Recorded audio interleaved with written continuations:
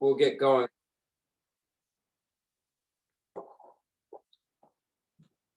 The Sutra of the Heart of Transcendent Knowledge. Thus have I heard, once the Blessed One was dwelling in Rajagriha at Vulture Peak Mountain, together with a great gathering of the Sangha of monks and a great gathering of the Sangha of Bodhisattvas. At that time, the Blessed One entered the samadhi that expresses the Dharma called profound illumination. At the same time, noble Avalokiteshvara, the Bodhisattva Mahasattva, while practicing the profound Prajnaparamita, saw in this way.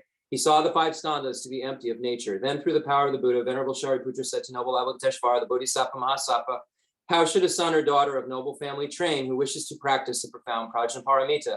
Addressed in this way, noble Avalokiteshvara, the Bodhisattva Mahasattva, said to Venerable Shariputra, O Shariputra, a son or daughter of noble family who wishes to practice the profound Prajnaparamita should see in this way. Seeing the 5 skandhas to be empty of nature. Form is emptiness, emptiness also is form, emptiness is no other than form is no other than emptiness. In the same way, feeling, perception, formation, and consciousness are emptiness. Thus, Shariputra, all dharmas are emptiness. There are no characteristics. There is no birth and no cessation. There is no impurity and no purity. There is no decrease and no increase. Therefore, Shariputra, in emptiness, there is no form, no feeling, no perception, no formation, no consciousness, no eye, no ear, no nose, no tongue, no body, no mind, no appearance, no sound, no smell, no taste, no touch, no dharmas, no eye dhatu up to no mind dhatu, no dhatu of dharmas, no mind consciousness dhatu, no ignorance, no end of ignorance up to no old age and death, no end of old age and death, no suffering, no origin of suffering, no cessation of suffering, no path, no wisdom, no attainment, and no non-attainment. Therefore, Shariputra, since the Bodhisattvas have no attainment, they abide by means of Prajnaparamita. Since there is no obscuration of mind, there is no fear. They transcend falsity and attain complete nirvana. All the Buddhas of the 3 times by means of Prajnaparamita fully awaken to unsurpassable, true, complete enlightenment. Therefore, the great mantra of Prajnaparamita, the mantra of great insight, the unsurpassed mantra, the unequal mantra, the mantra that calms all suffering should be known as truth, since there is no deception. Prajnaparamita mantra is said in this way: Teata on gate gate paragate parasangati bodhisoha. Thus, Shariputra, the Bodhisattva Mahasattva, should train in the profound Prajnaparamita. Then the Blessed One arose from that samadhi and praised noble Avalokiteshvara, the Bodhisattva Mahasattva, saying, Good, good, O son of noble family, thus it is, O son of noble family, thus it is. One should practice the profound Prajnaparamita just as you have taught, and all the Tathagatas will rejoice. When the Blessed One had said this, Venerable Shariputra and noble Avalokiteshvara, the Bodhisattva Mahasattva, that whole assembly in the world with gods, humans, asuras, and Gandharvas rejoiced and praised the words of the Blessed One. Gala jubene jodhamba ne ngushe tuchu ngai duda jendra babu lama yi bujinzi ne zonga drozola jate o aga samana desam.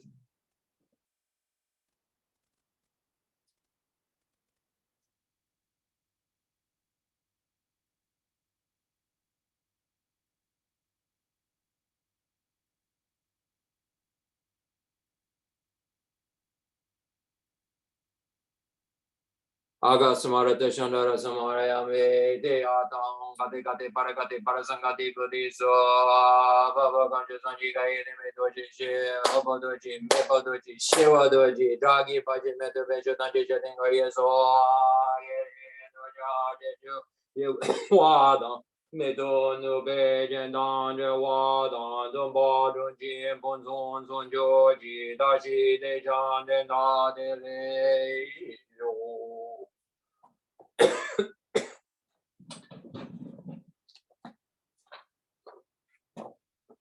The fundamental ground is scented with incense and strewn with flowers, adorned with Mount Meru, the 4 continents, the sun and the moon. I imagine this is a Buddha land and offer it. May all sentient beings enjoy this pure realm. Holy Lamas high, wrap the sky of your Dharma bodies in massive clouds of knowledge and love, and let them pour upon the earth of your disciples as we are ready, a shower of rain, the teachings deep and wide.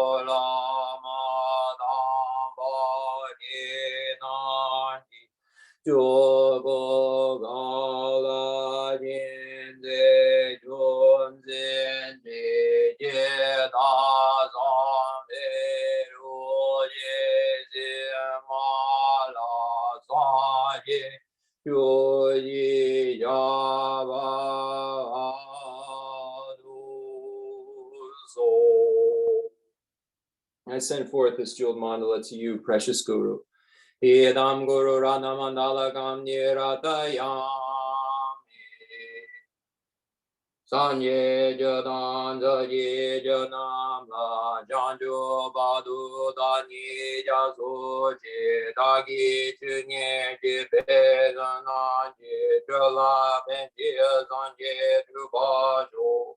Sanye Jadan Zaye Janam La Janju Badu Dani Jasoji Dagi Chunye Jibezananje Jala Benji Sanje Drubajo Sanje Jadan Chana La Janju Badu Dani Jasoji Dagi Chunye Jibe Sananje Jala Benji Sanje Drubajo.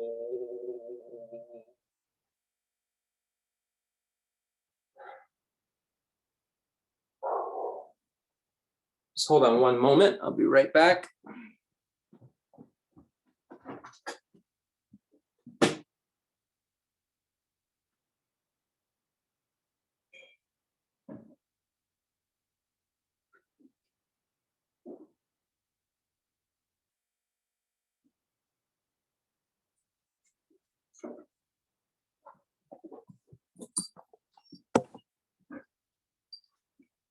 Come on, out, out. Rinpoche, Rinpoche.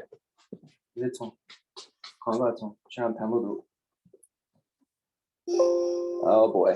Hold on one second. I just lost the, I don't know how to do this. Come on, guys, out. Come on, Suma. Suma, out. Come on, Suma. Out. Come on. I don't know how to bring the text back up on the screen.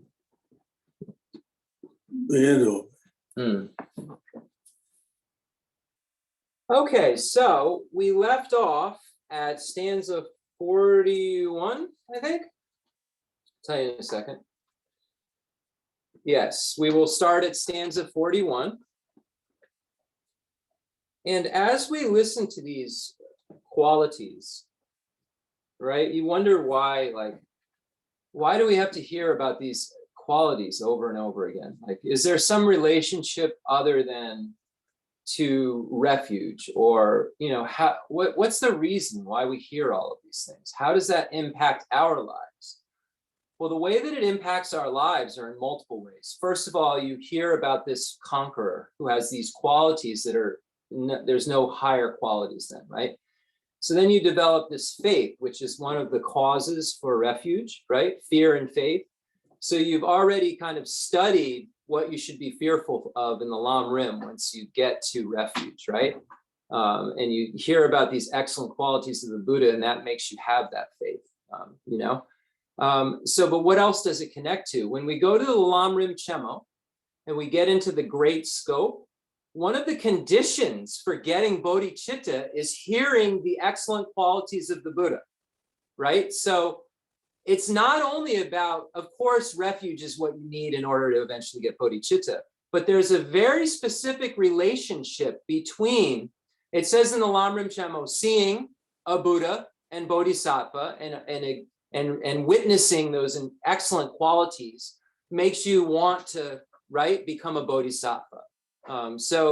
You know, during these times, Shakyamuni Buddha is not in our world system. But if we look at our teacher as a Buddha, right? So the topic in the Lam Rim starts on Guru devotion and all the reasons why we should look at the teacher, right, as a Buddha. or we think as a bodhisattva, certainly, right? The activities seem like it. So we're able to, witness these things, and it makes us want to become bodhisattvas, makes us want to become Buddhists. But then the other thing it says is just hearing the teaching about it, the conjure and tanjure, hearing these teachings about the excellent qualities that the Buddha possesses and the bodhisattvas possess, inspire you to want to become a Buddha. And so all of these things that we're learning about, all these excellent qualities, the millions of this and the millions of that, are leaving imprints in our continuum for wanting to become a Buddha, because we see how unimaginable right now those qualities are, but they're qualities that we ourselves will possess when we become Buddhas, not might. When we become Buddhas, we will possess these excellent qualities. And everyone will become a Buddha. So when we hear a lot about hearers and solitary realizers, they will all eventually be encouraged in their nirvana to practice the whole path, because they haven't fulfilled their other people's aims, right? Because they aren't bodhisattvas or Buddhas. They haven't fulfilled their own aims because they still have imprints to the afflictions. They aren't omniscient yet, so they aren't complete in terms of their potential. So even a Hinayana hearer and solitary realizer will be inspired to become Buddhists, right? So where could that have come from? Where would that inspiration maybe come from for a hearer and solitary realizer? Hearing the excellent qualities of the Buddha in previous lives will inspire them to want to become Buddhas, right? So you can see how the Lamrim Chemo is like a web that covers everything if you apply the reasoning to all of it. Like, okay, well, how does a hearer and solitary realizer eventually become a Buddha? I had that rolling around in my mind. Why doesn't the Buddha come to them on the 10th round?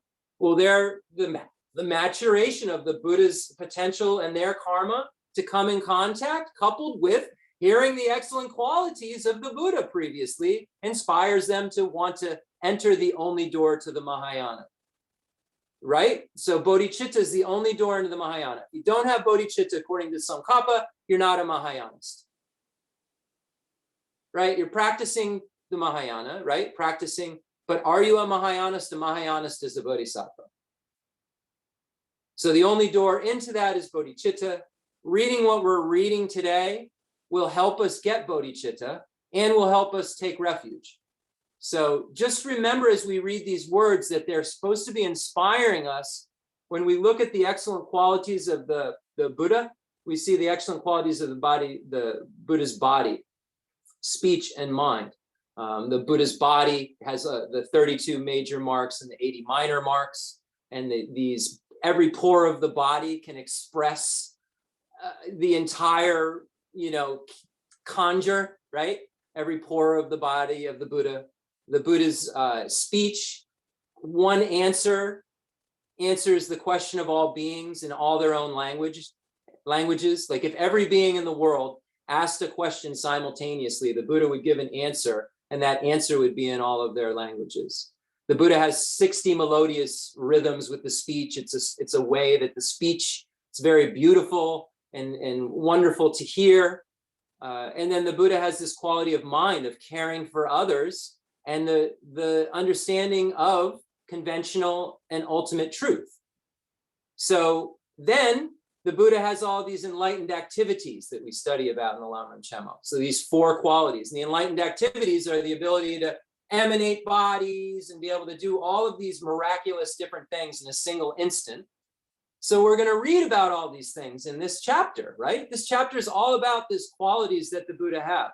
And we need to know what those are. So how would we expand our understanding of the Lamrim Chemo, right? So when we study the Buddha's body, speech, and mind, it's not a humongous section. It's just the 60. It doesn't really go far, right? It gives you the point. But then where do we go? We go to these Indian texts. We go to these other Tibetan commentaries, and we can expand our understanding of what Lama Tsongkhapa is talking about. Why the Buddha's body is great, the speech is great, the mind is great, and the enlightened activities are great. So this is all a package deal.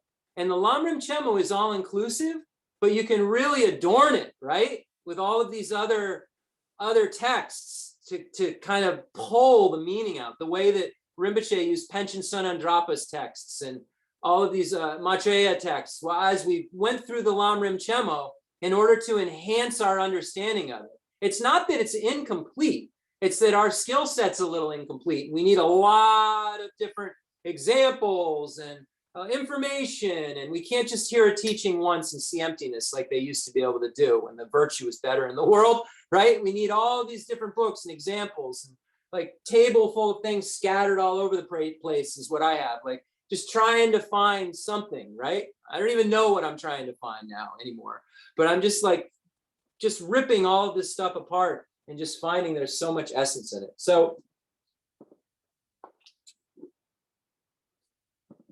the shloka, let me move this closer.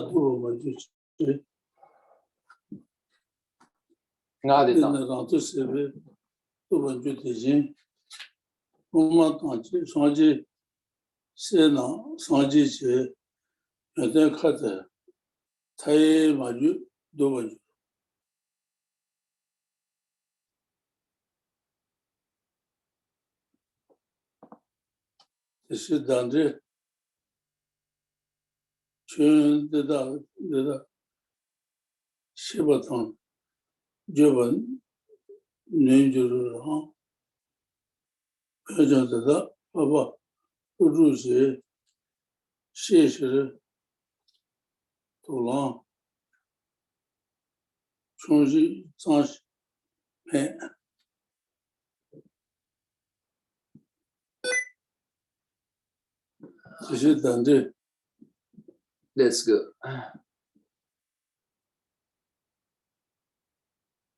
Samo.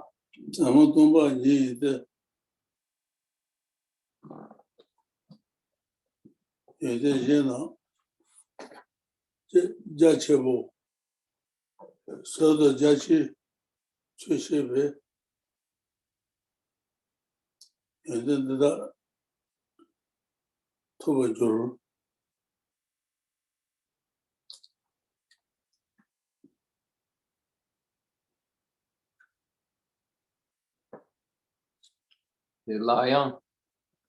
You. I am you. I church season. Shouldn't Che Shibatan Tanda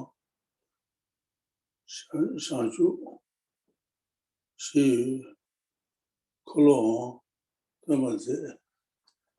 The church Yuba Shujin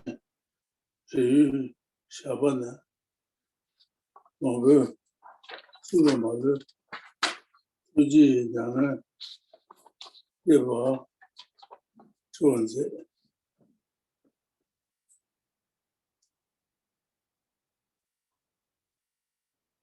Conscious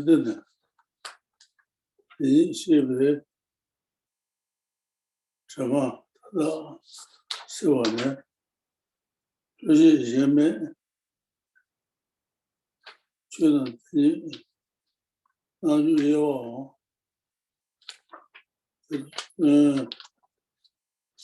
Mason Yujen Udundea Tade My Juba Mahima Tishana Chujin Rula Sibi Tibamaya Yumete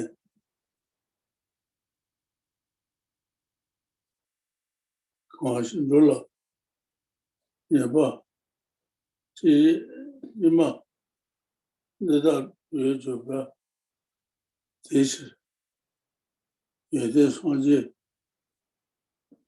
Shi Tizo Laju Producing Tishigan Shishu Chero to the Tai Tande Hajiba Nata Gosha Daki Sije 就是确实学习的，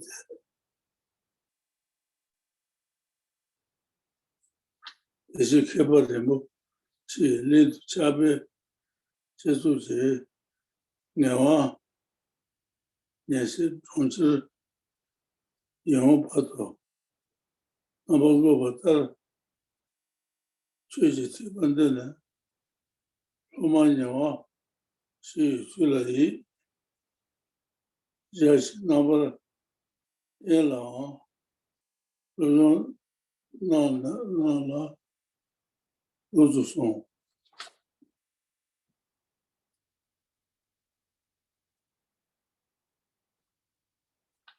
德系吧，网络书信，长期与大拿，查了对接，对拿，日本就本，这个吧，想出吧，除了谈吧，西北个吧，人而且最近什么的呢？还是马拉松。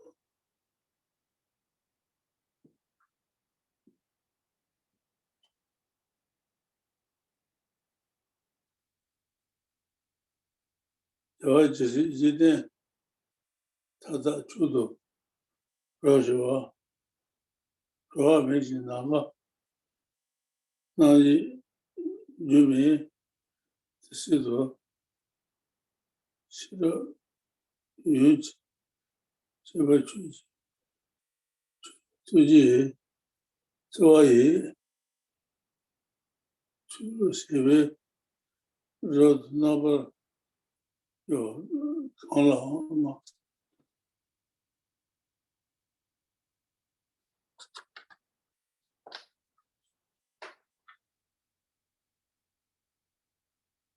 那么最近的他是估计稍微就引起咱们这老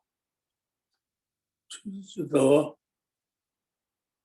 这都是也没不了，妈也没这样，我们就是而且是吧，怎么了？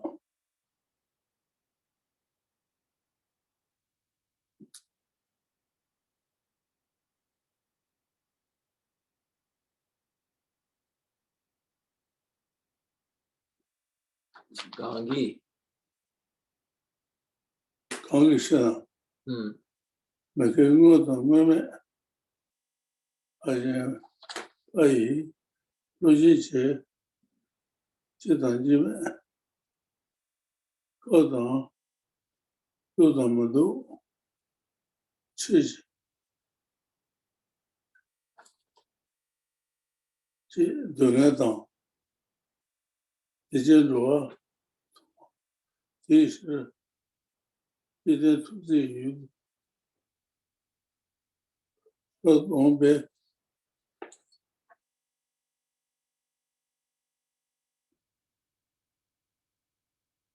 东北，有的土地全都下来，我去了，看看怎么。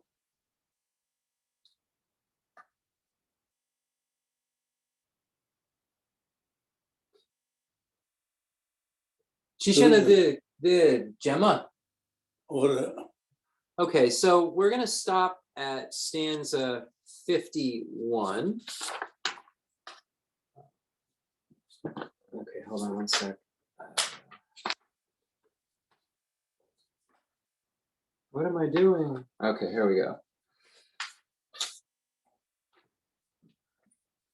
It's not because there is no sky that birds turn back. It's because their strength has failed. And thus it is that hearers in the Buddha's airs turn back from telling all the sky-like endless qualities of Buddhahood. So it says that even the Buddha if had to express all of the qualities,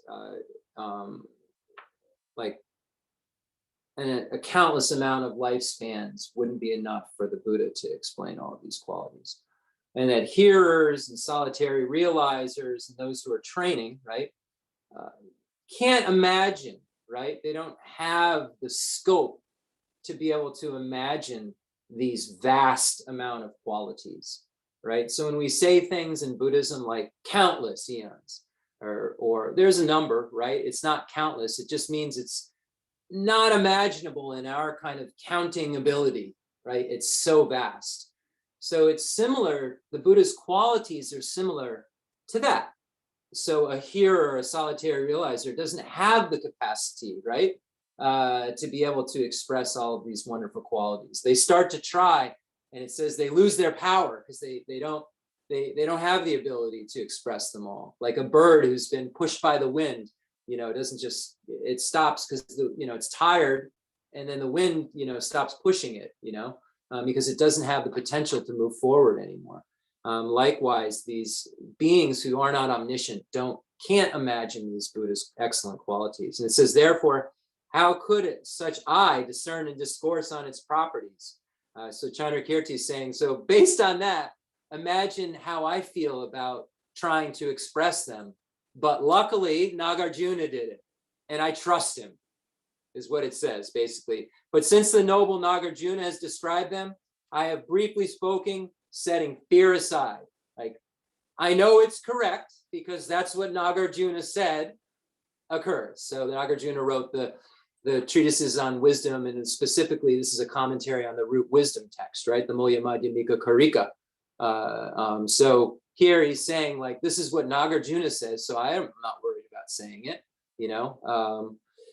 And then it says, profound is emptiness indeed, and vast indeed are the other qualities, both understanding profound and vast. It's thus that all these qualities are gained. So all these qualities are gained on the pathway of understanding emptiness and understanding all of these qualities and necessities on the various grounds. So the vast are what happens on the various bodhisattva grounds. So we see, like, when we begin with joy, right? We begin with the first bodhisattva ground, we see these excellent qualities that occur. So this vast is referring to those, and profound is referring to the understanding of emptiness.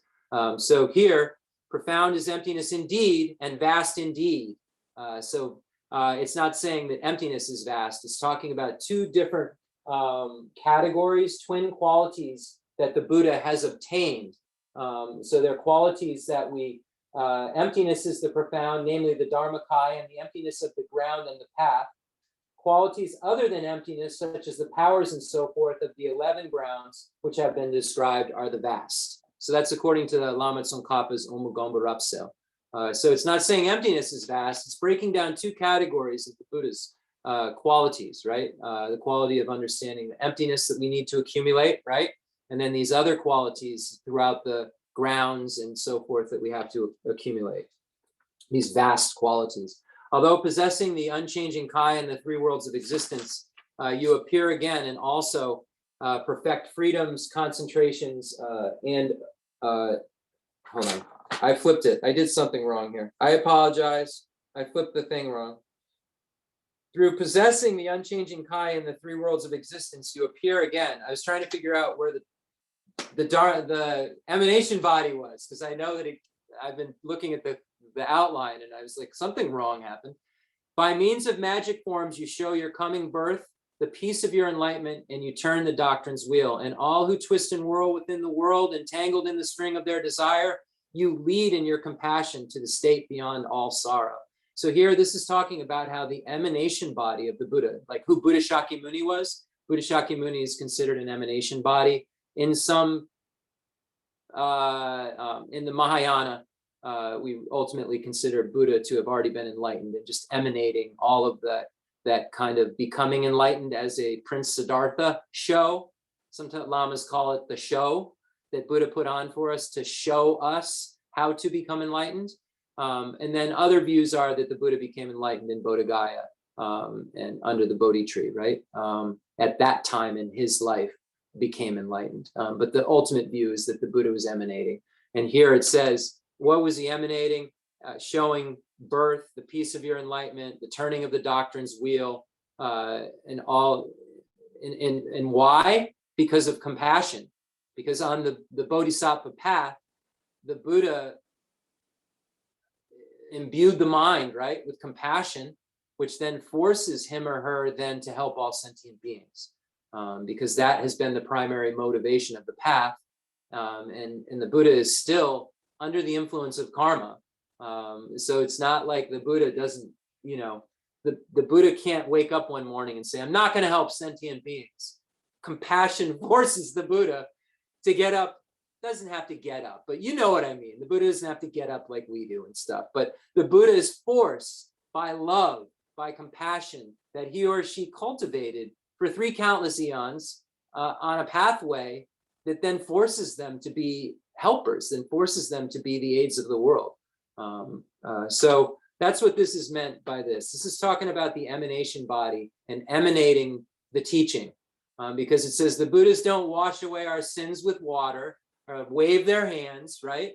Or do some sort of spell, right? They teach us the Dharma. They teach us the truth, it says, right? They don't wash away anything. They don't do any magic. They teach us the truth. So that's what the emanation body does, is figures out how to cultivate sentient beings in the truth. To dissipate the veils of ignorance. No other means is there than knowing suchness. So why, what's the Buddha trying to do? Getting rid of ignorance is the only way out of cyclic existence. So it says, suchness of phenomena admits no fraction or division. The subject mind that knows it so is likewise undivided, and thus the Buddha taught us with a single matchless vehicle. So here it's asserting how all vehicles are contained within the Mahayana in one vehicle. They were all a means of becoming a Buddha. So here Chandrakirti is stating that everything falls under one vehicle.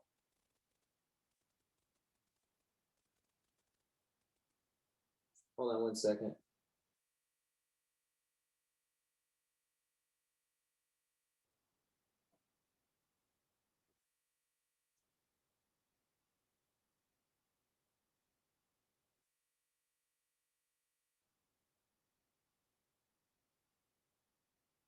So then there's a quote from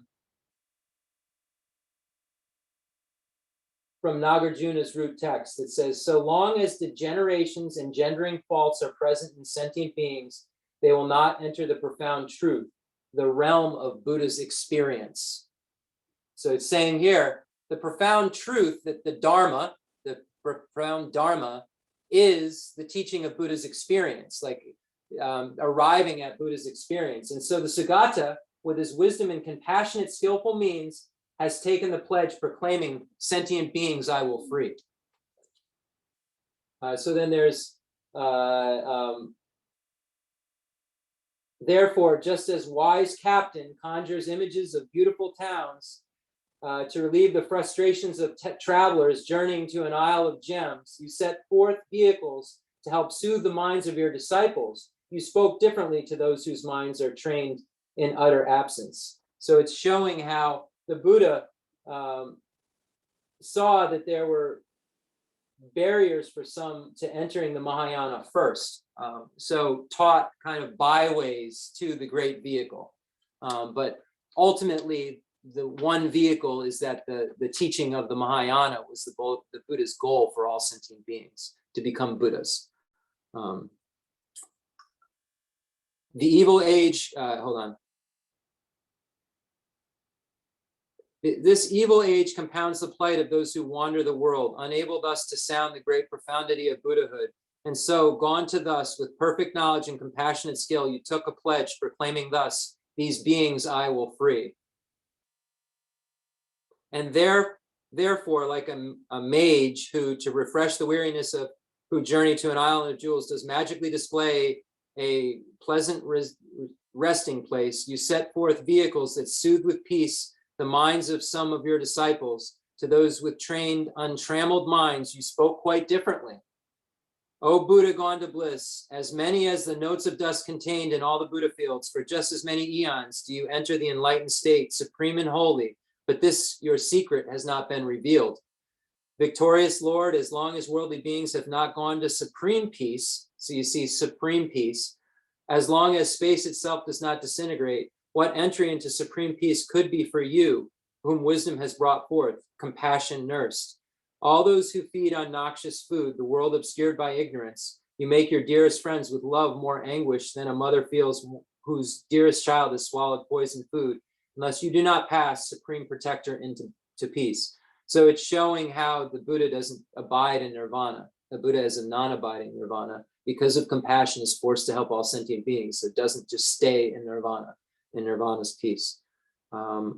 Beings ignorantly think that some things are, that some are not, and thus they suffer birth and death and loss and getting of their loves and hates and fall to evil destiny. This world is all the object of your tenderness, and therefore, Lord, in love, you turn from your nirvana and your peace forsake. So the Buddha does not abide in a solitary nirvana because of compassion. So that's just kind of a briefing on what those stanzas mean. Obviously, a great scholar would spend, a week on a stanza, right? So I encourage everyone to look at the commentaries on this text, any ones you can find that are authentic, and see what else you can find out about it.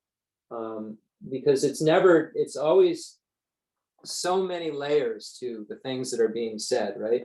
And if we can recognize that those layers are there, it almost is like a fresh look at a text every time we open it. It's like a new book, if you will, because you're going to find things you didn't see before as your practice matures.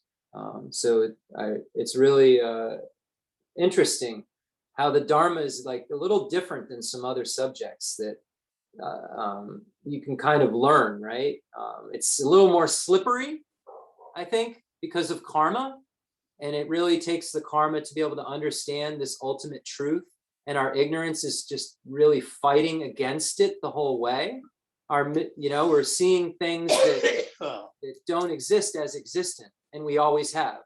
So like, we're really trying to continue to see things that way, because that's what we have more familiarization with.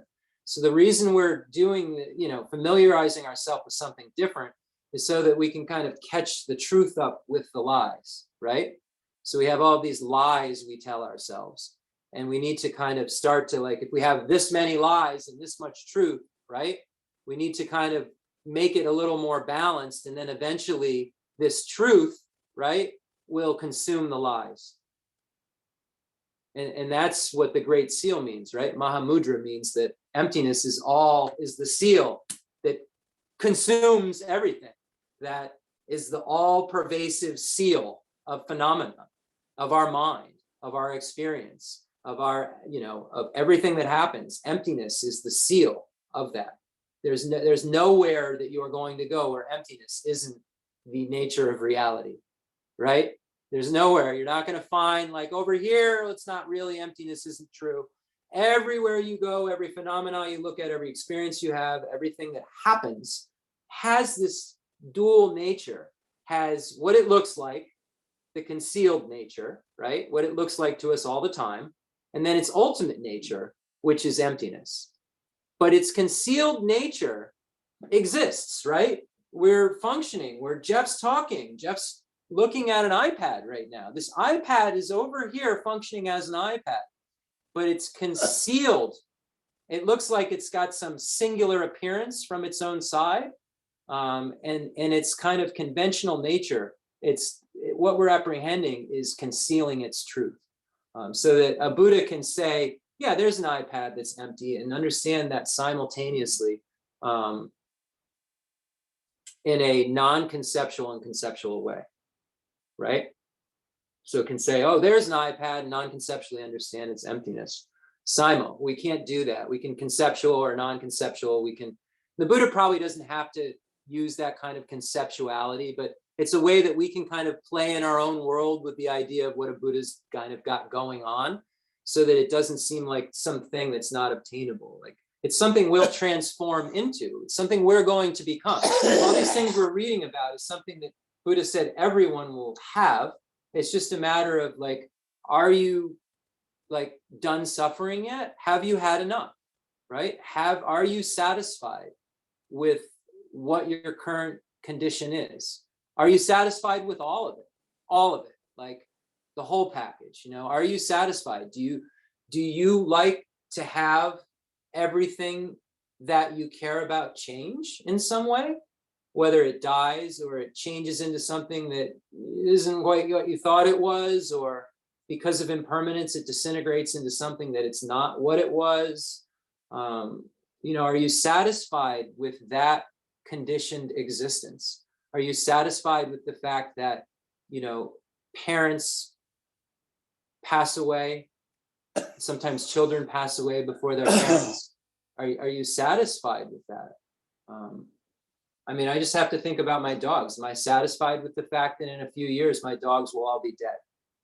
Is that something that I'm satisfied with? You know, I mean, that's the truth of death and impermanence. It's not just mine.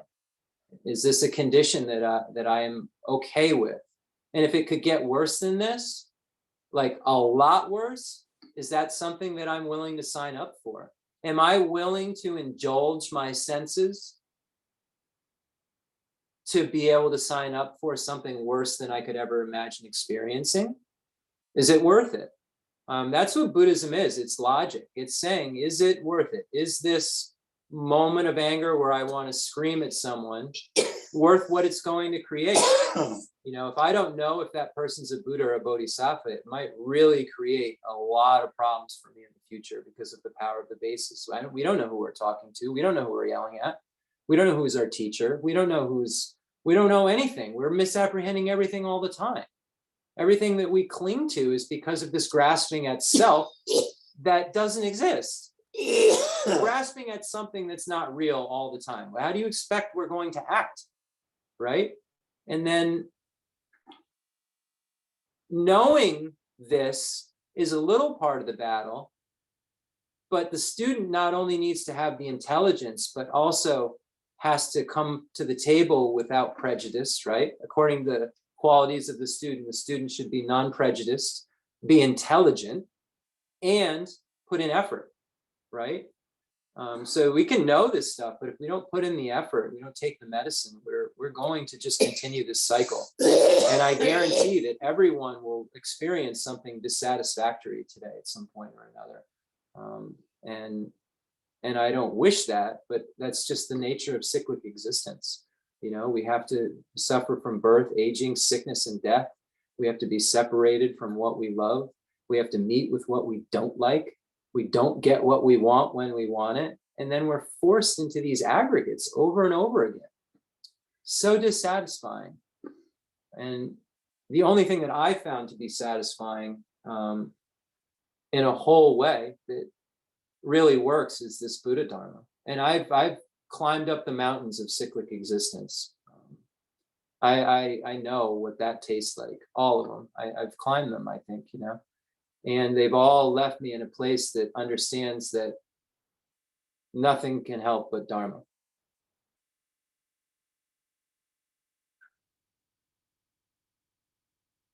Any questions?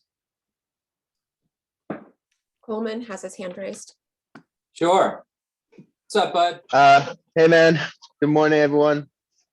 So, Jeff, I had a quick question here. Is enlightenment the same for everyone? Is nirvana the same for everyone? Rinpoche, so is it the same consciousness or the same experience? The Rinpoche, the me kanga, the sanje, the shanchu, Khensur the nawa chipa. Yeah, it's the same. Omniscience. It's the same. No, each Buddha has the same quality of knowing everything, right? Okay, yeah. But Garshene, the Sanjay Kashe, the Mila Me Rinpoche. Garshene, the Shachatupa Mila Yomare. So the individual Buddhas, though, do have propensities because of their aspirations that they made on the path. So for instance, I asked, so anytime that, so I framed it in debate. So Buddha Shakyamuni is medicine Buddha, right? No, Buddha Shakyamuni is not medicine Buddha. Buddha Shakyamuni has all the excellent qualities that medicine Buddha has. But because medicine Buddha, this particular Buddha, while they were a bodhisattva, made aspirational prayers to be of aid to beings with medicine, right? So they have no choice but to help beings with medicine because they have great compassion. Sentient beings are suffering and need medicine, and they've all this pathway made aspirations to help beings with medicine. So Buddhas are under the power of karma, right? Yeah. We're under the power of karma. We can't meet with the Buddha unless the causes and conditions are there. So we need help. Then we can connect with a being that has made aspirations to be helpful in that specific way more cleanly.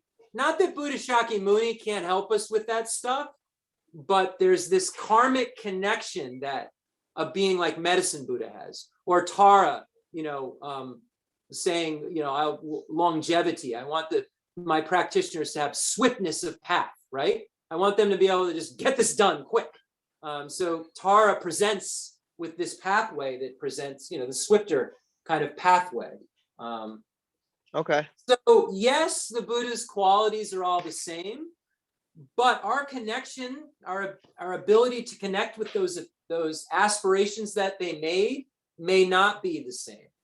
Like, Indeed. because if it was, then Buddha would just emanate all day and just get it done in the day, right? If any Buddha could just go help any sentient being, there didn't need to be a connection. There didn't need to be karma. The basis that he or she is helping didn't need to have some faith or need to have some connecting cause. The Buddha would just show up and get the job done.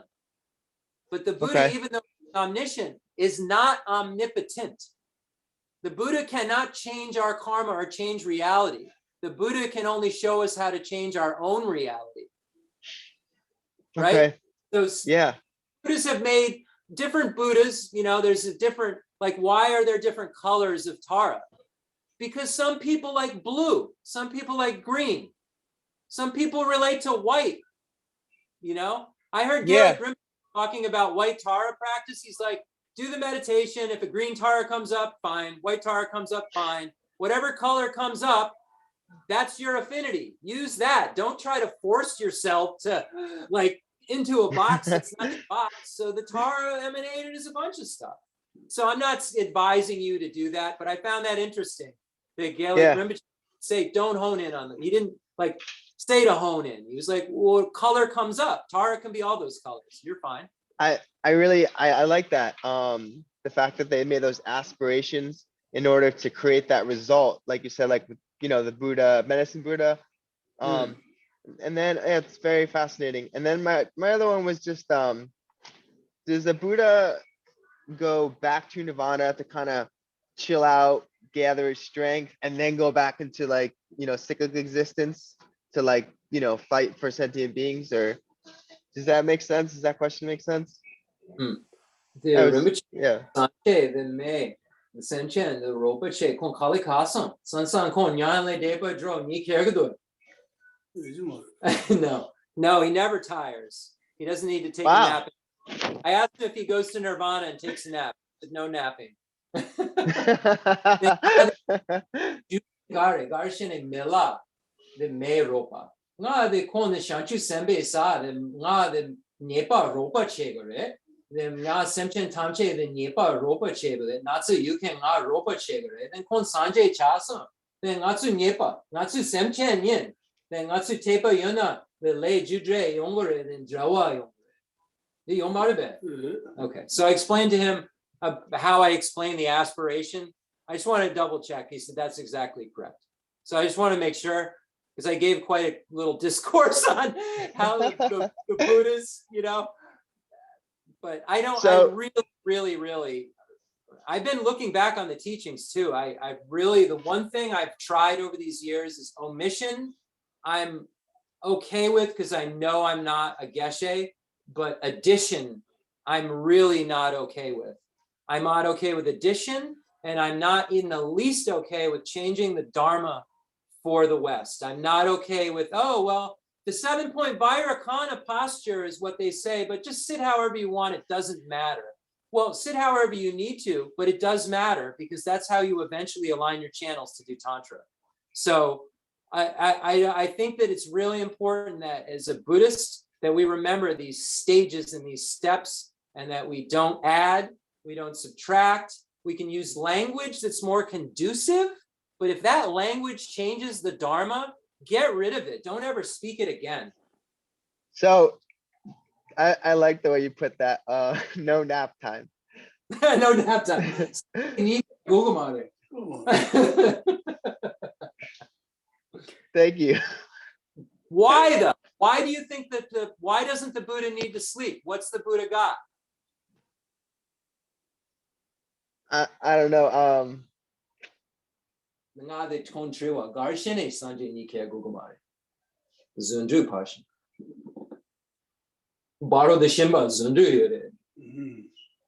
Why? Okay. Because Why he is he not sleeping? because he's got the 3 Buddha bodies, right? What caused him not to sleep?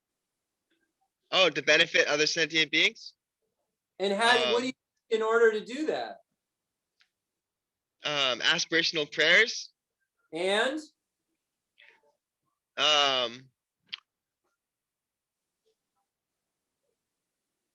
think about the 6 Bodhicitta? perfections. Yeah. Okay. Ethics, patience, joyous perseverance, There you wisdom. are. Joyous perseverance, finding joy and working for others. The Buddha has perfected that. Perfected it. Okay. So if you have Cool. compassion that sees all sentient beings are suffering and you have to help them, if you have perfected effort, you don't go to sleep. You don't need to. You perfected effort. No sleeping. I got it. Thank you, Jeff. Thank you, Rinpoche.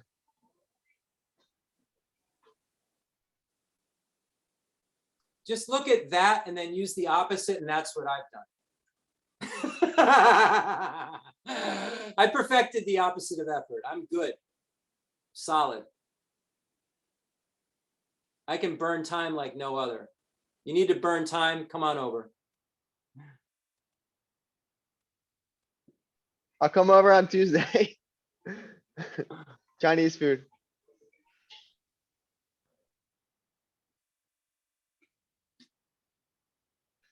Jeff, So oh, go ahead. before I forget, I think Wednesday, check the calendar, is the Buddha's descent from the heaven of 33. Katie was very kind to remind us of that. And although we're not going to do the Mahayana one-day vow, just because Rinpoche is not off of dialysis at that point. He hasn't eaten. We've got the dogs. It's really, really, we have to start to try to make it a little like, okay, what's sane and what's not sane? And it just becomes like, who knows if that morning we'll be able to do it. So Katie made a really great point that if we look at the beginning of the Mahayana one-day vow ceremony, we can take it if the Lama isn't present. We can take the vows ourselves. So if you're interested in doing the Mahayana one-day vow on Wednesday, the Buddha's descent from the heaven 33, please look to the guide of that Mahayana one-day vow ceremony. It's a guidebook that FPMT put out, I believe. It's very, very accessible. And then you can take those vows on your own, and it's suitable to do so in the front of an image of your teacher or a Buddha. One and the same if we're studying the Lam Rim perfectly.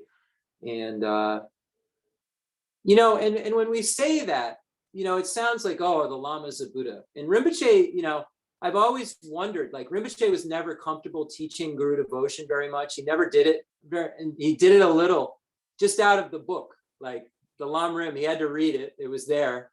But he really never expanded on it. But if you can prove that the Guru is not a Buddha in your mind, like start there, right? So what if he or she is, right? We don't have omniscience. We don't have clairvoyance, and we kind of feel like we're expected to have these sudden lightning bolt realizations, and we feel guilty if we see ordinary appearances sometimes, right? But we see ordinary appearances because of our karma and because of our ignorance. So when we put all those formulas together, we can't really rely on what we see. And the Buddhas emanate to teach the Dharma to free sentient beings, right? So do they need a go-between?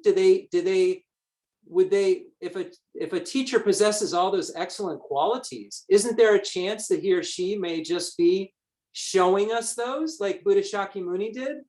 So it's not about saying, oh, I'm just going to believe it, I'm going to believe it, I'm going to believe it. It's about using logic and reasoning and coming to the point that says, yeah, the Bodhisattvas are still working for beings. So it would make perfect sense if my teacher's a Buddha or a Bodhisattva.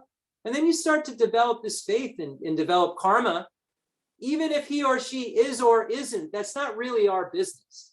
Our business is acting as if in relation to them. So we accumulate the karma of relating to a Buddha and Bodhisattva, right? So we're looking at the excellent qualities of the teacher and eventually accumulating this karma that then connects to the Sambhokaya, right? The enjoyment body.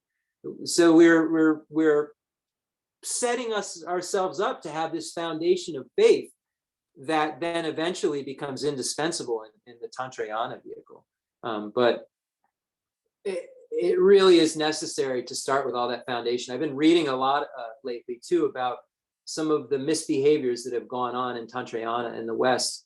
And that just comes from two sides not understanding that the foundational practices are what really has to happen. Some people get lost as teachers and lose their foundational practices and think that there's something new that has taken place or some new level of realization that supersedes their ethics. And then students misunderstand that the preliminary practices are necessary to even begin to understand how to, if that Lama could do those high practices, do those high practices. So everybody's misunderstanding these preliminary practices because they're not as fun or interesting. I can't tell you how many Westerners I've heard say, I don't really read that first part of the 6 realms, and I don't really get into like the suffering so much. I understand virtue causes happiness, non-virtue causes suffering, and I leave it there and move on to concentration and wisdom and bodhicitta. But you'll never, ever, ever have the kind of fire under your feet to do the practices and to like go through the trials and tribulations that are going to be necessary if you haven't developed this conviction to emerge. And that conviction to emerge will, if it's not present, will leave you studying topics your whole life. Next question, sorry. Yes, Rinpoche and Jeff, I have a question about, knowing that we misapprehend reality, and how we look towards the stories of the Buddha and, the Buddhist saints as inspiration for our own lives. And I'm just wondering, when we read about the stories, like in particular, like Milarepa's aunt and uncle who harmed his family, or Buddha's cousin, I think his name was Devadatta, who tried to kill him and was jealous of him. So these like negative characters in these stories, is it possible that even though we can't see it, and it's not part of the story, that they could have been bodhisattvas or Buddhas? Rinpoche, the Sanjay, the Loju, the Mambo Yure, the Jera, then Shanchu Sembe, Loju Mambo Yure, then the Sanjay Loju, the Sanjay Pinja, the Kon Segu, Ganges and Kon Trado, and Kon Sampa, the Kon Sanjay Yomare, Kon Yapi Yomare, then Kon Segu, then they Loju there. The Natsu, the Kanga, the Natsu Maripa Yure, Natsu Le Judre, the Sanjay Yana, Natsu Hakogomare, Gangisan and Barche Yure. Then they Loju Sansan, the Sanjay Pinja, the Sanjay Shanshan San Yin. Sanjay Nuna, the Sipa, Misipa, hakomaru. Yeah, so we can't say. I said, is it possible? Is it real? I asked him every way. He's very clear on the question. He says, we can't say, right? But we can say this, that people saw Tilopa or Naropa. It's in the Lam Rim in the Liberation, killing fish, right? Everyone saw him killing fish, but he was blessing fish. And it was their karmic obscuration that saw him killing fish. So there are examples in the teachings that show how our misapprehension because of karma. See, right now there could be a Buddha in the, okay, so right now, whenever we, according to the Lam Rim, when we invoke the Buddhas, when we say, Buddhas and Bodhisattvas, please pay attention to me and come. They hear us and come, but we can't see them necessarily because of our karma, right? So we're veiled, and this isn't the ignorance that's veiling us. I mean, it is if you look at the root, but it's our karma that is forcing our experience on us. So it's not like, because we see this as substantially existent, right? We don't see the Buddha. There's a connection, right? But it's our karma, our non-virtuous karma that's making this block, right? Why did we create non-virtuous karma? Because we have afflictions. Why did we create afflictions? Because we have this grasping at true establishment. We misapprehend reality. And when we look at this misapprehension, right? There's two schools. Dharmakirti says that at the root of the 12 links of dependent origination, that ignorance that starts it all, is the opposite of knowing. Dharmakirti says it's wrong consciousness. It's a mistaken consciousness that literally misapprehends something wrong. And Asanga and Vasubandhu differ. They say that it's confusion. You're just confused. You're not, it's not the opposite, right? You aren't having the opposite of knowing, unknowing, you're confused. But both parties agree that it's this grasping at true establishment and the I that's at this root. But whether it's a wrong consciousness altogether or it's confusion is how these different schools differentiated. The Chittamantran following reasoning states that it's just a wrong consciousness. You're just like, you're seeing, it's opposite. You're seeing truth's opposite, right? Truth's opposite is the best way to translate it. Whereas the Sangha and Vasubandhu say, no, you're confused. And there's two kinds of confusion. There's confusion about karma and its results, and confusion about the nature of reality. So just some more facts, right? You need some facts. Those are some facts at how the mind-only schools differentiate it. And then in the Lam Rim, it says, it even goes in to explain in the 12 links, it according to storehouse consciousness and regular consciousness, depending on if you're following this in the mind-only way or in the way that posits 6 consciousness, because the mind-only posits 8 and the Madhyamaka posits 6.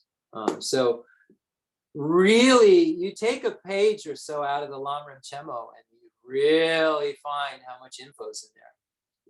You go back to the 12 links and look at the projecting causes and projected causes. That's what I've been spending a little time on. And I got lost in the 12 links for days. It took me books to hone myself back in, because I was like, well, wait, are we talking about birth and rebirth or every moment and every experience? So this is just the wheel of life, birth and rebirth, right? So we're ignorant, then we have action because of our ignorance, and then we have this consciousness that it plants in, right? So we have these projecting causes. What do those project? They project the potential for this name and form, which are the aggregates, this 6 sources, contact, and feeling. But these things don't have the potential to create a birth yet because they have to be watered, right?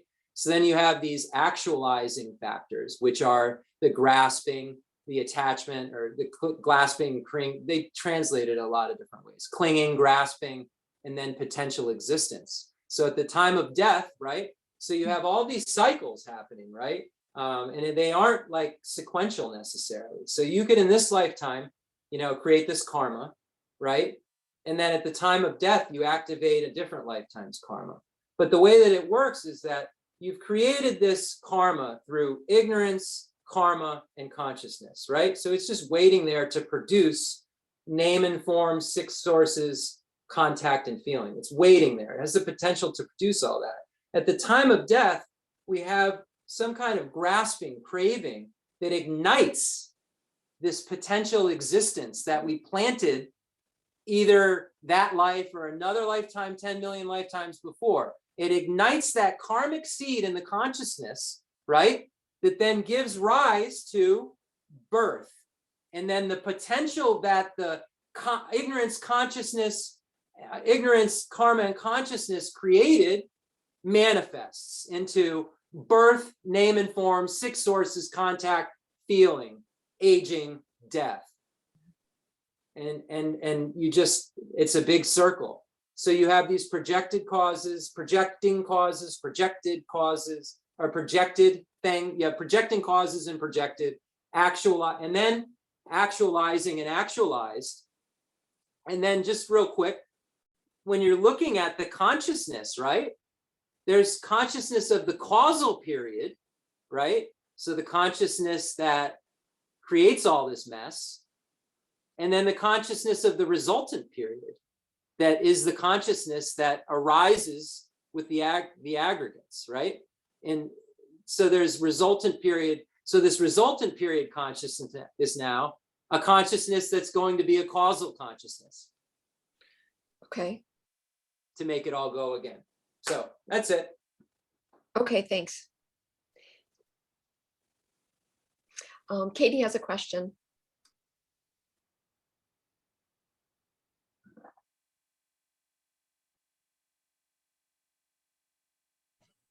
Okay, there we go. Can you hear me okay? Oh yeah. Oh, The center is beautiful. Let me see if I can make that the picture. Hold on. I was trying to, I offered a light to Buddha because I can't get the lights on, but I offered a candle light. He said, oh yeah. I said, very, He said, yep. Like that's the center. yeah, so much goodness from everybody. And Jeff, I just wanted to thank you for, and Rinpoche, thank you so much. Thank And you. Jeff, All Rinpoche, all Rinpoche. yes, of course. It is. And but Jeff, I want to thank you for studying the 12 links, because some question popped into my mind. And actually I was feeling kind of bummed out because when Rinpoche was teaching the 12 links of dependent origination, there was something I didn't understand. This is like 5 or 6 years ago, maybe even more, maybe 9 years ago. And my question was, I realized that I'm going to have to take another rebirth, right? Or several, because in the 12 links, there was some attainment. There was some attainment that didn't happen during the cycle of the 12 links. And because it didn't happen, that forced the rebirth. I wouldn't be able to achieve it in this life, even if I could. And I don't know which link it is, but it causes you to get it. If you don't achieve that attainment, you take another rebirth. Yes, if you don't get rid of attachment. See, arhats, right? They still have the karma to take rebirth, but they don't have anything to activate it. So they don't have clinging and grasping to activate the seeds. So if you get rid of grasping and attachment, then none of the karma has the potential to give rise to unwanted circumstances. Okay. So it's attachment at the time of death. Yes.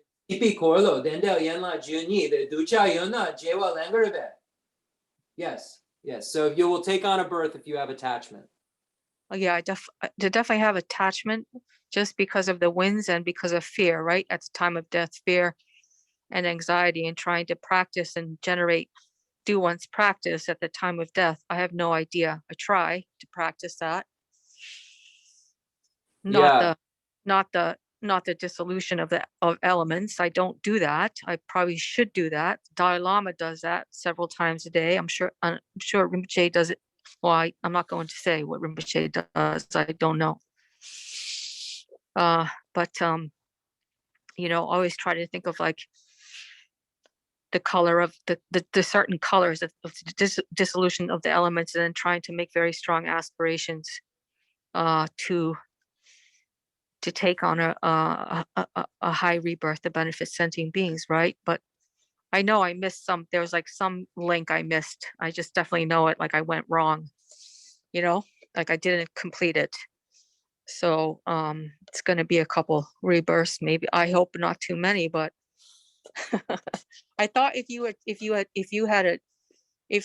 one achieves some level of understanding bodhicitta, emptiness, you have to realize it. Then you wouldn't you still take a rebirth as a human, right? If you see empty, there's two different interpretations. One is that if you reach the path of preparation, I have not. Path of patience on the path of preparation, Mhm. you won't be forced into the lower realms again. But the more common point that you see made is that once you see emptiness directly, you aren't born into the lower realms.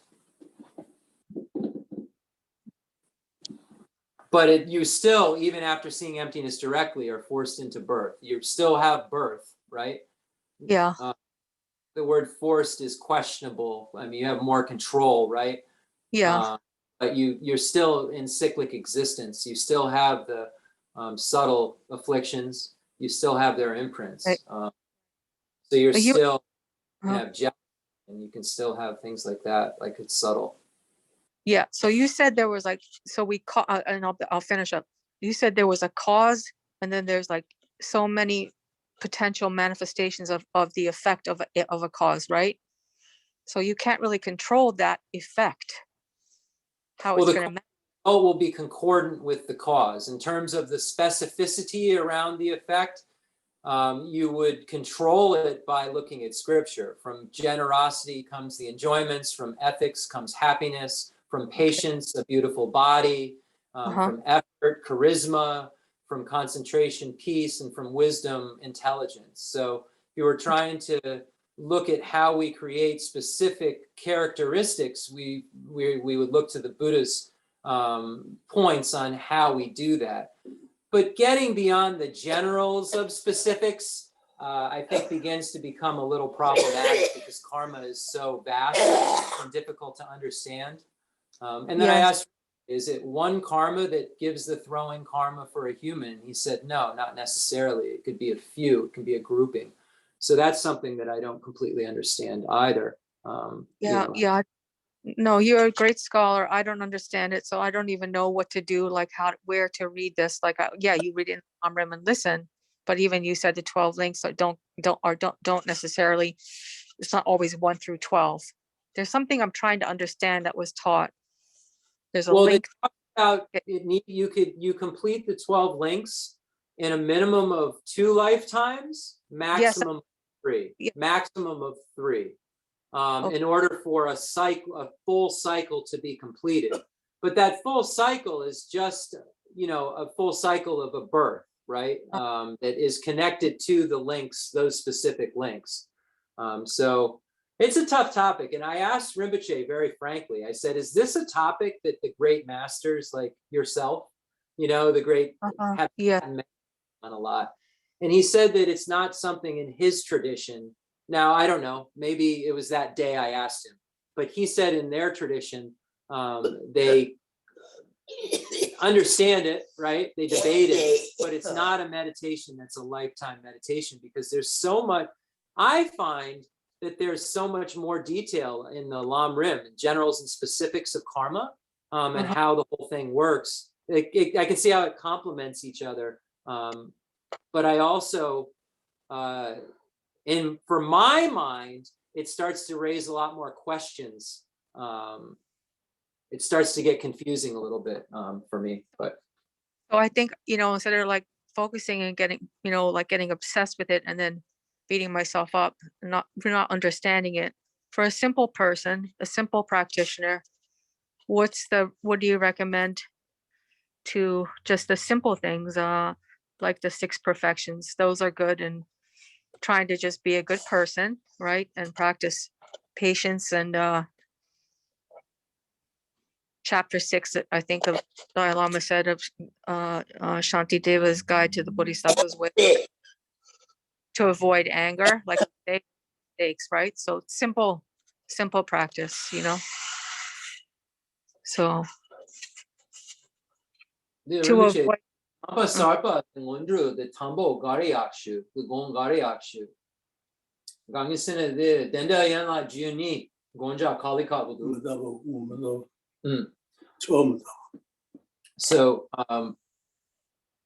Shivam, it's death and impermanence, Rinpoche said. Okay. Shivam, meditation on death and impermanence. Shivamatapa Lejudre. Yeah, we'll do it.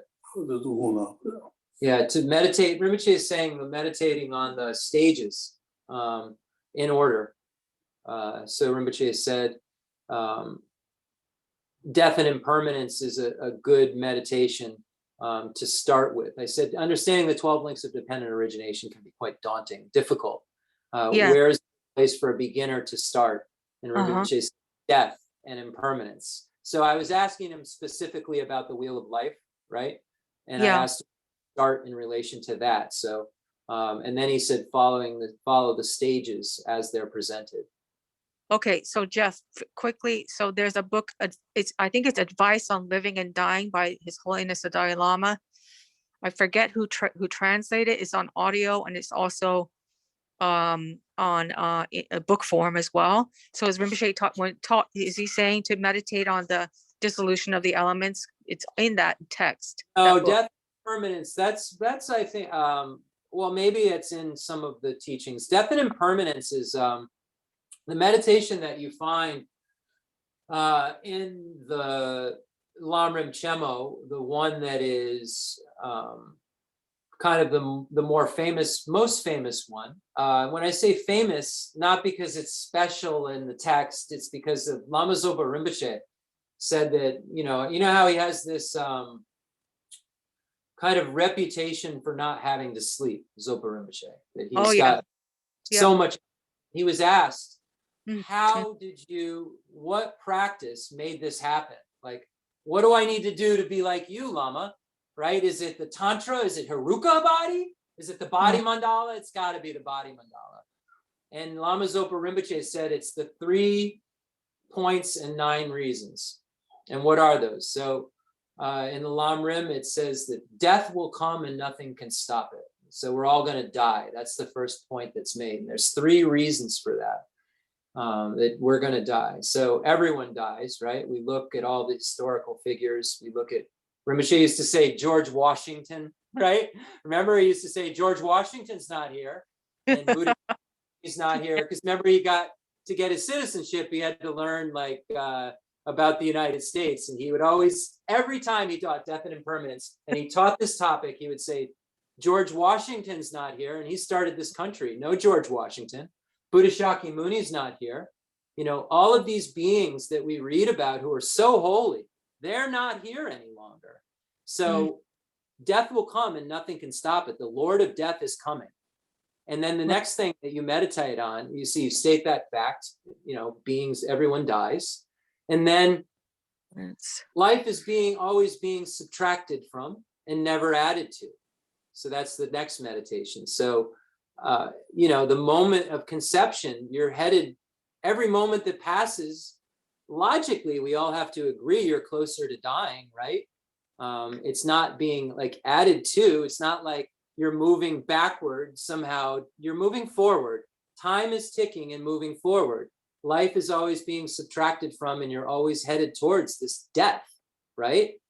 And that because of this, you don't have any time to practice Dharma. You say, well, next week I have a little bit more time, and I've got a little bit of window on Wednesday. And once I get a little older and retire, I can really, really get into practice. And it says most of your life you spend planning to practice Dharma and don't actually practice it. So, death comes, Life's always being subtracted from and never added to, and you have no time to practice Dharma. So these are the first three things under the first heading of death will come and nothing can stop it. The next heading is that life, we don't know when we're going to die. The time of death is uncertain. So we look at the first reason for that. Lifespan's not fixed where we live. In Jambu Biba, right? We can be fancy. It's not in Jambu Biba. You see people who die in the womb. You see people die when they're 110. It's not fixed. And the causes of death are many. Yeah. And the causes of life are few. Think about how many causes there are to die, right? How many things, how many vitamins are there that really can add to your life, right? No, most things in this life are adding to your death, right? It's very easy for your death to be caused. You open up an artery for 5 minutes, that's it. You stop breathing for 5 or 10 minutes, that's it. So, you know, there's more causes for death than there are for life. And then you get to this last point within this, that lifespan's not fixed, that our body is not significant at all. We think this body is so solid, but it's not significant. It doesn't really have any sustainability. It has forces within it that are working against each other at times that we have to correct or we will die. Our elements get out of whack, we die.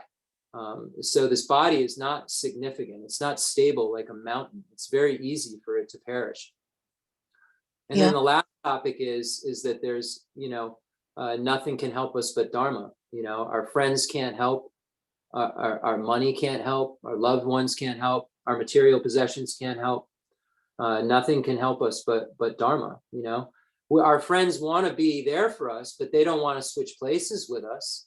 They stand with their eyes crying over us, but not one say, "Oh, I'll take your place at that time."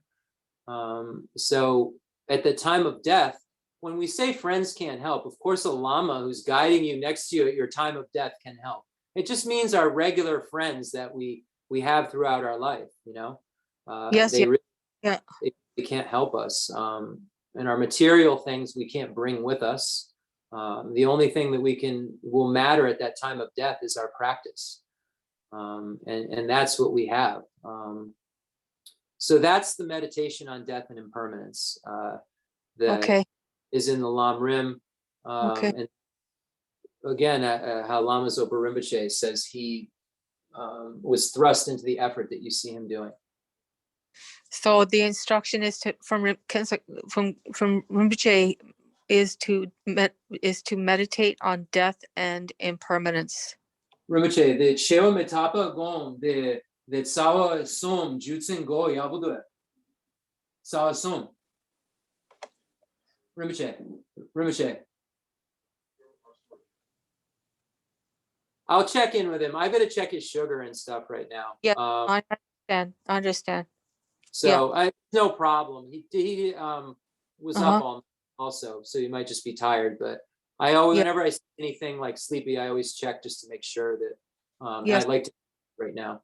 But thank you so much, and I'm so happy that your comment about the Varashana posture, these things to keep them there because they have a purpose, right? It's there for a reason, and this is excellent. Yes. Yep. I think Rinpoche said to meditate on death and impermanence. Correct. So I will do that. I will definitely do that. Thank you so much. Thank you so much, everybody. Rinpoche, détons. Rinpoche, Shewa Metapa Gon, Sawa Som, Jutsin Go Yabudu. Yeah. So I just checked in with Rinpoche about the Route 3 and the 9 reasons, and he said, "Oh, that's very good." So. Okay. Thank you, Jeff. Thank you, Rinpoche. Thank you, everybody. Sorry I took up so much time. Thank you. No, wonderful. No problem whatsoever. He's fine too. He was just resting. Yeah, he's always praying. So Fake sleep. Fake sleep, right? That's what we say, right? He's fake sleeping. Yeah. Yeah. Okay. Or does his mantras at the same time. What is that? I don't know what that is. Yeah, it's such a he'll be snoring, and then all of a sudden he'll be doing his mantras the whole time, and then he'll start all these weird rounds of breathing, like, Yeah, and I'm like, yeah. is he okay? And then it'll stop. And so Uh-huh. there's a lot going on that is well beyond my pay grade. Right. I hear. I've had the privilege to. Yes. Yeah. Yes. Very Of good. course you did. Of course you did. So you It's- know, fake sleeping. Yeah, I do. It's very good. It's very, and it's wonderful that Rinpoche is always in meditation on emptiness and teaches from that seed syllable ah, that place of open space of emptiness. It's so profound. I don't understand it, but I feel it that his speech is so excellent and holy. I want to express my gratitude to him and you for that. Tuk song, Shirin in Jebudu, the Chiran Tony, the ne, the Chiran, the Sonchina Tony ne, the Tony ne, the Dendel, then Tu Chena, the Chiran, the Sonchina Bay Samadu, Selbudu, Tony Dawa, the ne Trigadu.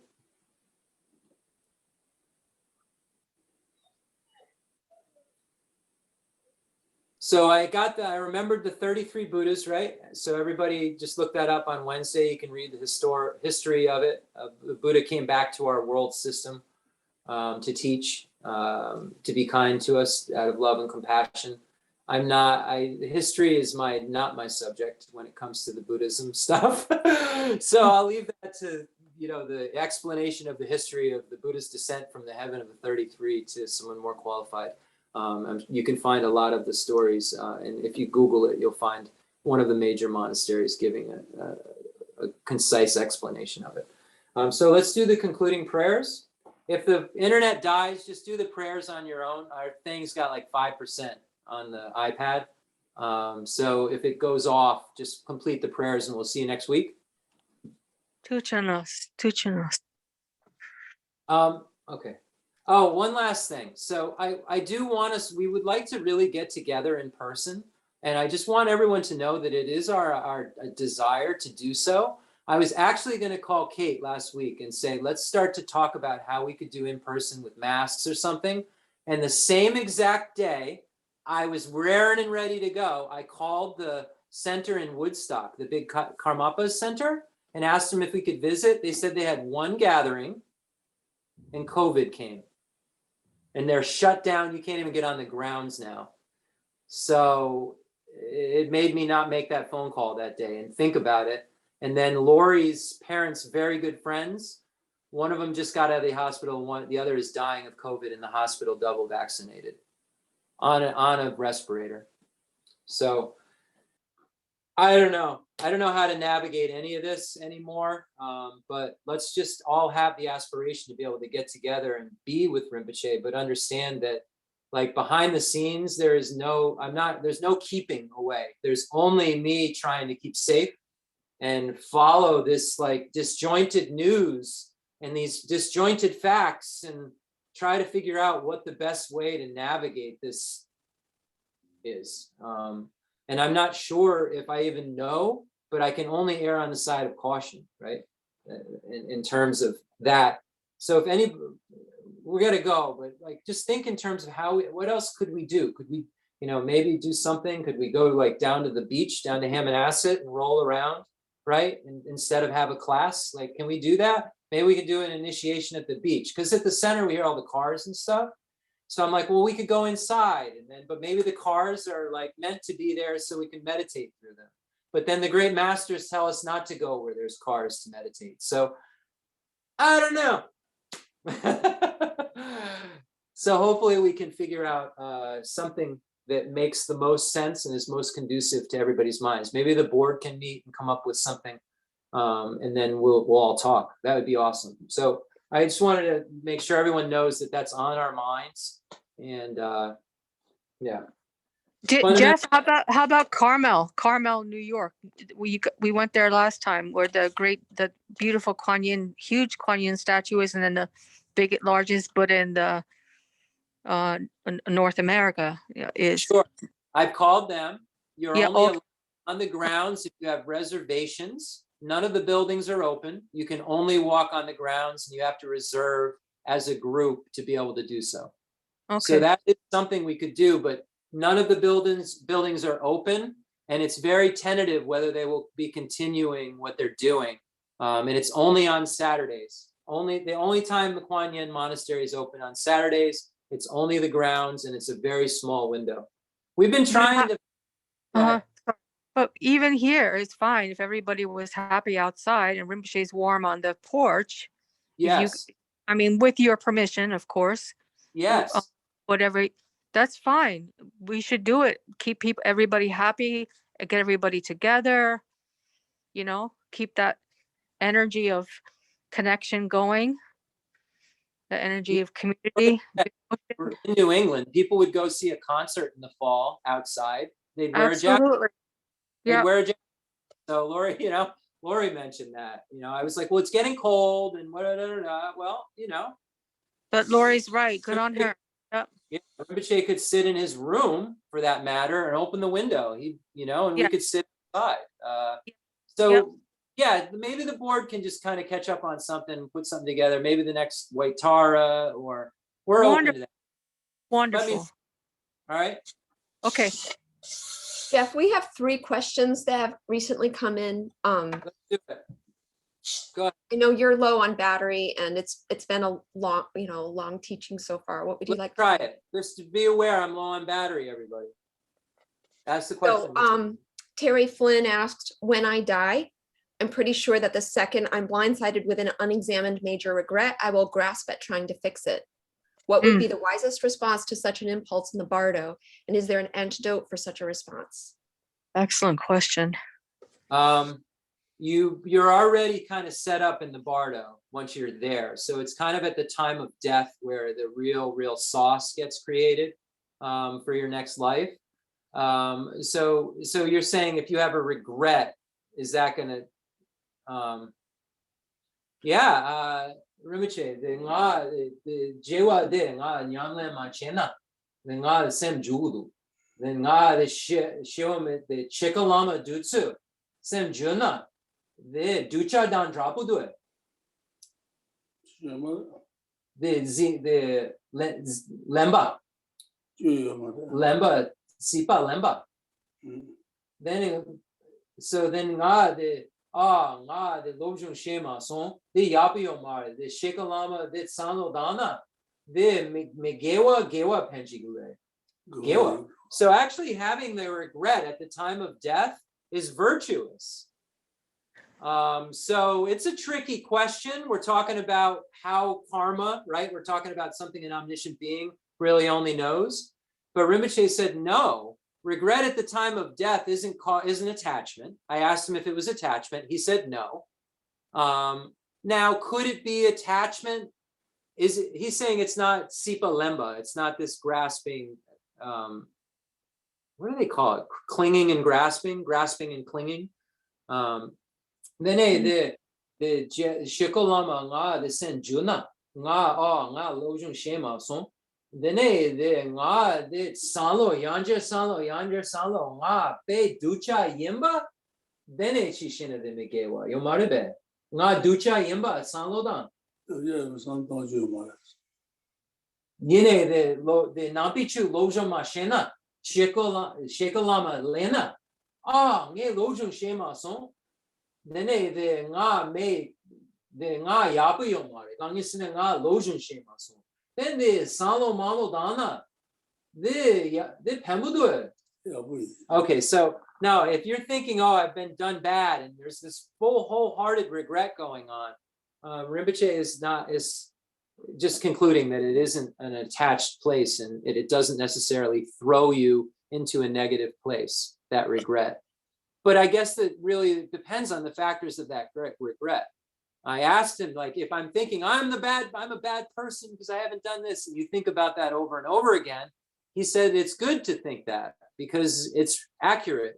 If you haven't created virtue and you've created non-virtue, right, that you don't want to be a bad person. So you're setting this regret, which is propelling you into not wanting to be like that, right? So it's tricky. But if I'm the worst in the world, right, then that is ego grasping, right? Because you're not the worst, you're not the best. So I guess it would really depend on like the potpourri going on at the time. And if it's just true regret for having not created virtue when you could have, or if it's this attached place that sees yourself as worse than others, right? So it would really depend on like what your reaction to that regret is, right? Like, is it then that I am worse than others? Or is it that I, in the future, are you making aspirations? In the future, may I do better? So now you have regret and you have the power of commitment, right?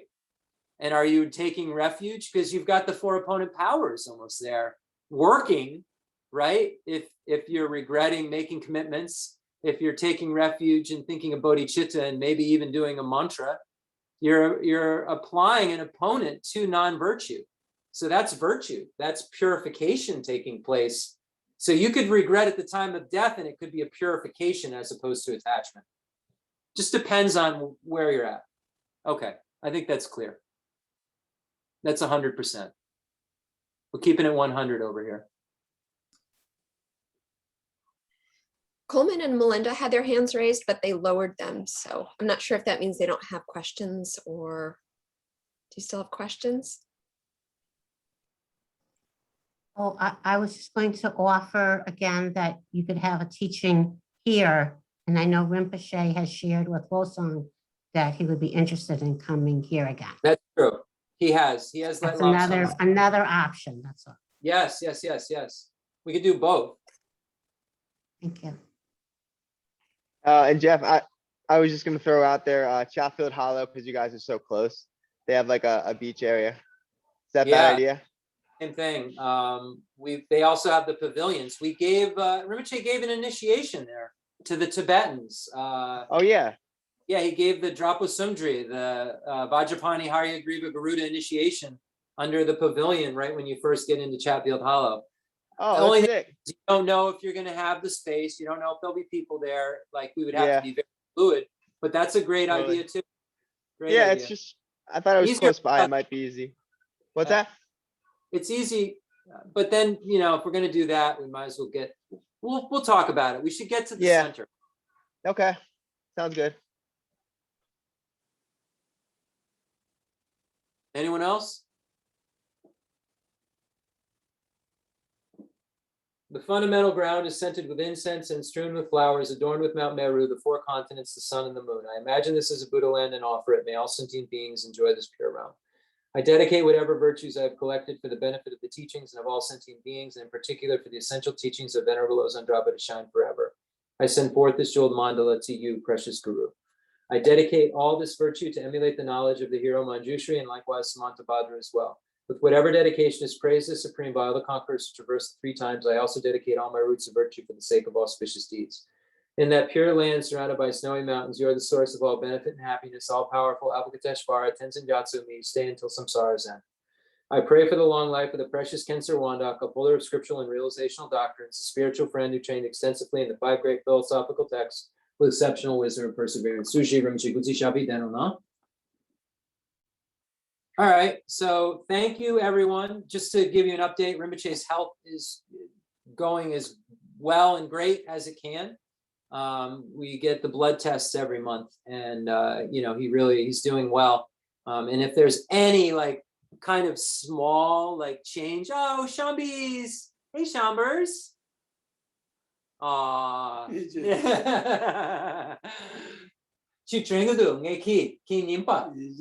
he remembers Shamba, he said. Oh, she's so special. What a special dog she is. Yeah, so special. I forgot what I was saying. I got distracted by Shamba. Rinpoche's health is doing better. Oh yeah, Very good.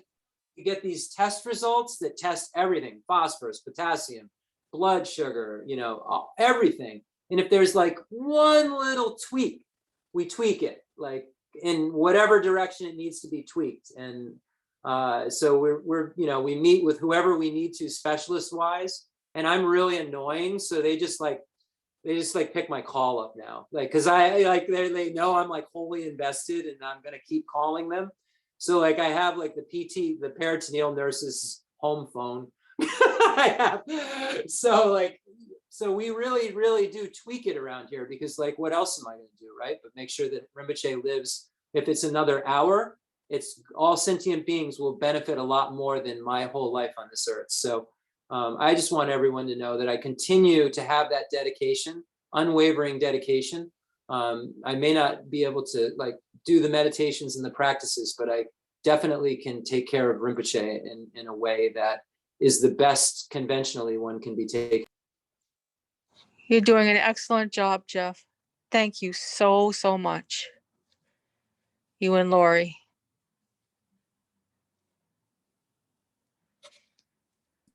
It seems we may have lost Jeff.